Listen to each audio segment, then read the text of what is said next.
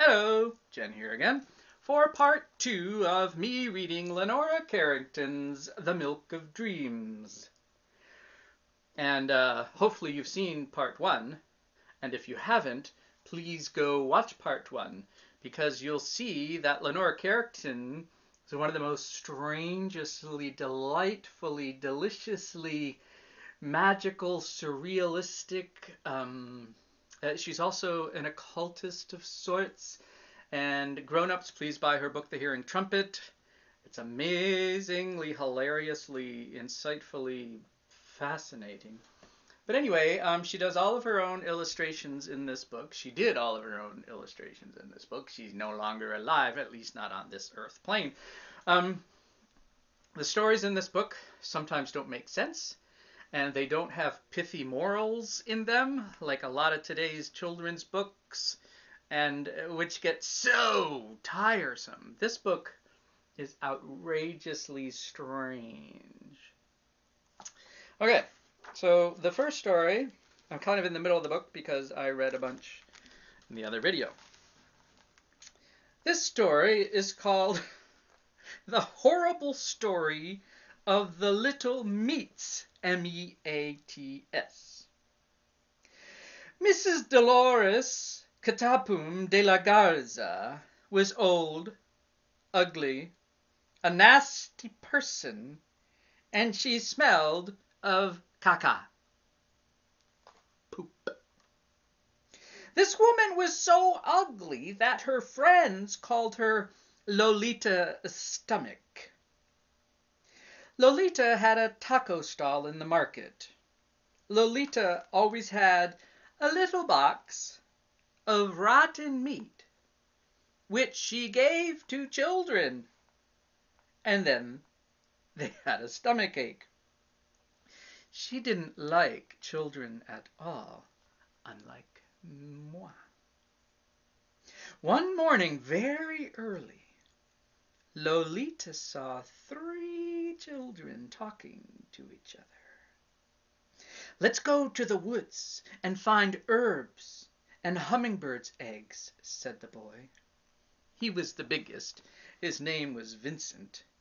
"Yes, let's go," said Thomasina. The smallest jumped up and down for joy. And the 3 children went happily off to the woods. And I read that wrong, even though I've read this book a million times. So we're going to go backwards. And I'm going to read that page again. The boys, he was the biggest. His name was Vincent. "Yes, let's go," said Thomasina, and the smallest jumped up and down with joy. The 3 children went happily off to the woods.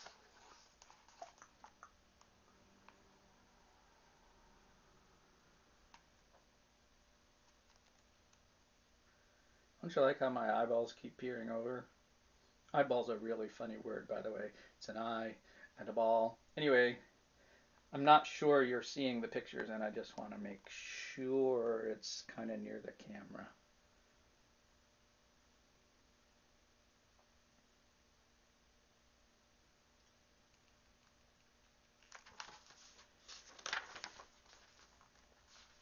But Lolita went after them with her little box of rotten meat. The children were playing in the woods when Lolita arrived. "Little children," she said with a horrible smile, "come and eat some meat. It's really very good." Lolita put out her black tongue, and the children were afraid. When she opened the box, the little meats jumped out on their own. They were so rotten. "We'd better not eat them," said Vincent, "because then we'll all have a stomachache." "Just you eat them up," said Lolita. And she left the little meats on the ground, and they were running here and there like mice, and they smelled terrible. "Fauci!" said Thomasina, pinching her nose. I actually don't know what Fauci means. Shortly afterwards, you can tell me in the comment section if you know, or email me.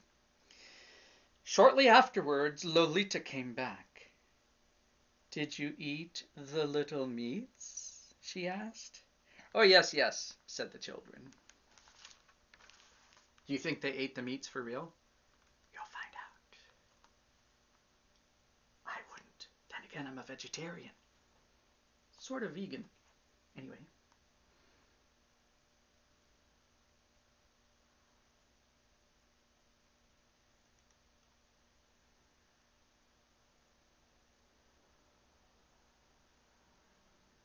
Oh, there's no pictures on that page. Anyway. Wah, wah.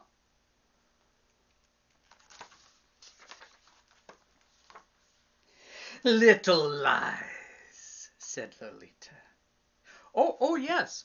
We ate the little meats," said the children. "All right," said Lolita. "Those little meats could not only run around, but they could also talk." So the ugly old woman called the little meats and asked them, "Have any of you been eaten by these children?"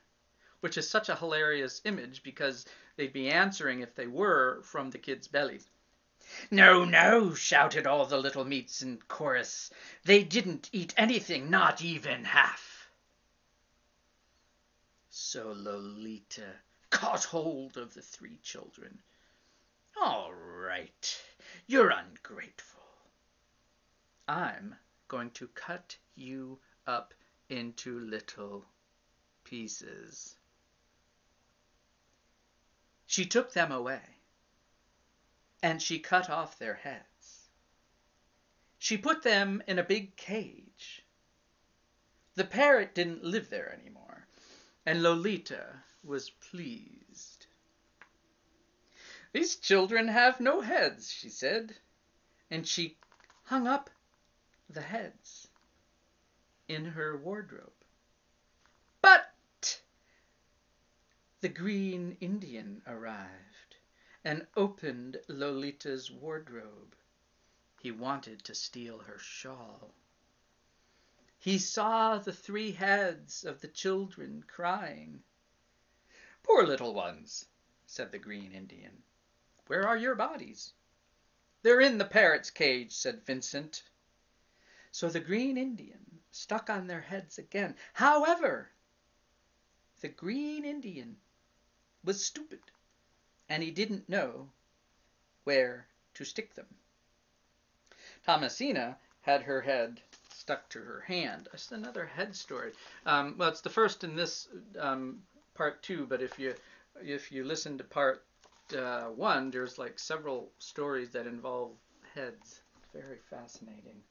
I know it's a bit gruesome, parents and kids, but so are Grimm's fairy tales and whatever. And kids can take it.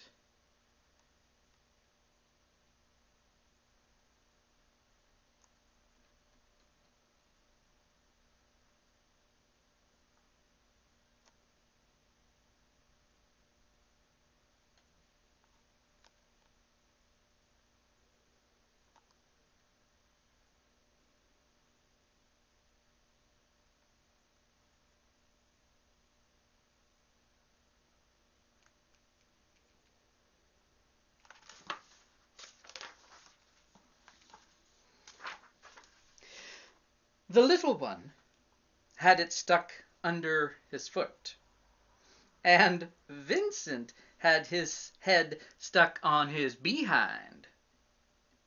Poor Vincent.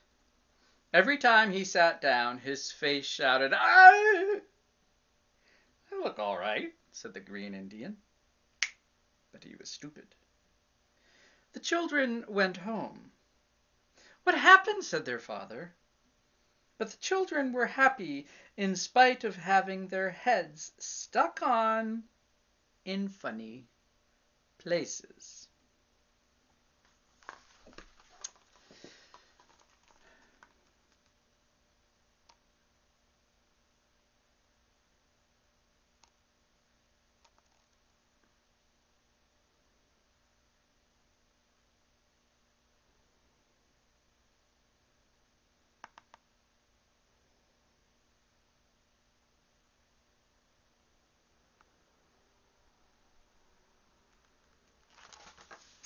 The next story is called The Nasty Story of the Chamomile Tea.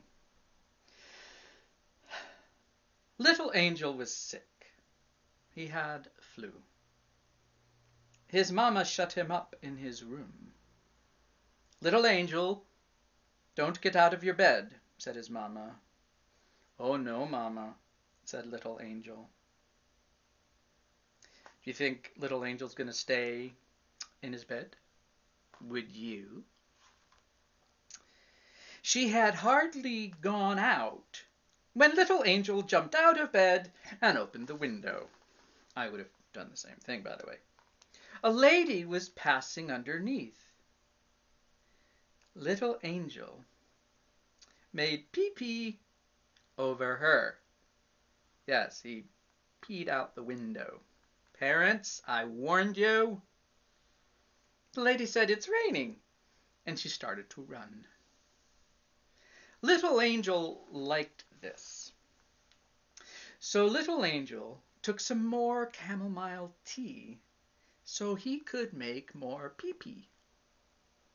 A gentleman passed, and Little Angel made pee-pee again. The gentleman's hat was all wet with pee-pee. I'll hit you, he yelled, very angry. Little Angel hid himself. The gentleman went away, shouting, those people are pigs.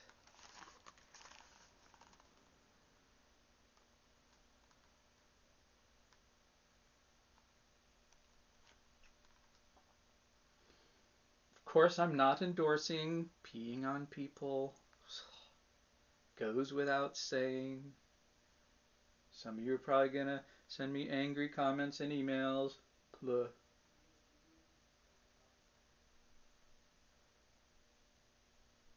If you don't know to teach your children not to pee on strangers' heads, or kids, if you don't know by now not to pee on other people's heads, well then, I don't recommend it. Little Angel stayed in bed until the elephant and the horse came. Of course, because why not? They both made pee-pee on Little Angel. The elephant ate Little Angel's bed. The horse got up on the wardrobe and licked all the paint off the wall. Afterwards, he made caca, poop, in the chamomile tea. You see, said Elephant. So I guess, I said earlier there were no morals to this book, which I appreciate. I guess there's kind of a moral in this.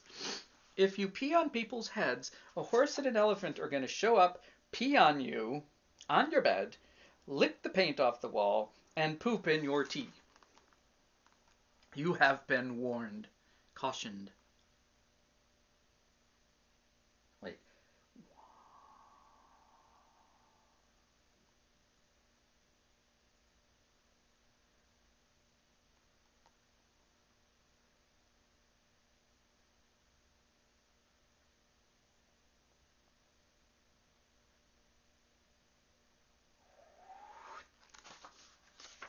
The next story is called, it's only like 2 pages. It's called The Black Story of the White Woman. The white woman wore black. Black was black. She had black pajamas and black soap. All of her things were black. Maybe she's goth. Kids, if you don't know what that means, ask your parents. Parents, if you don't know what that means, look it up. It's cool. I'm sort of goth, but more of a hippie goth. Anyway, all of her things were black. Black as night. Black as coal. But when the woman cried, her tears were blue and green, like little parrots. The woman cried a lot as she played the flute. The white woman, dressed in black, crying, and playing her flute. Why do you suppose she was crying? I have no idea. But maybe you do. The story doesn't say, because the story's over. Another thing I like about this book is she leaves things to your dreamy, active imaginations to sort out, or not, what's going on. But my hunch is you might take some of these stories into your dreams.